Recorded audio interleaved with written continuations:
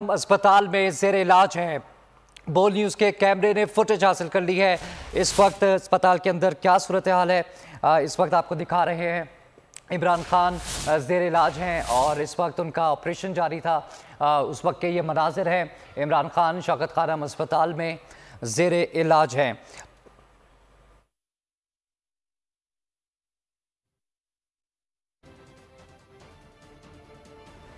इमरान खान शौकत खानम अस्पताल में जेर इलाज हैं। एक्सक्लूसिव फुटेज बोल की स्क्रीन पर आप देख सकते हैं। इमरान खान इस वक्त जेर इलाज हैं और उनके पांव पर पट्टी बंदी भी देखी जा सकती है। सिर्फ बोल की स्क्रीन पर आपको ये फुटेज एक्सक्लूसिव दिखा रहे हैं।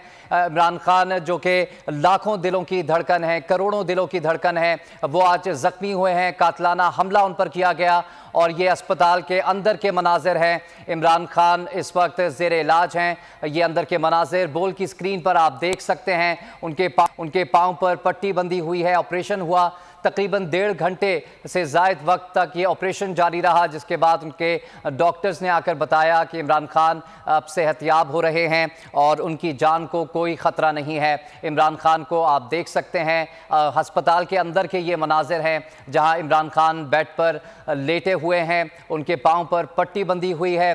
बोल की स्क्रीन पर इमरान खान अस्पताल के अंदर जेर इलाज।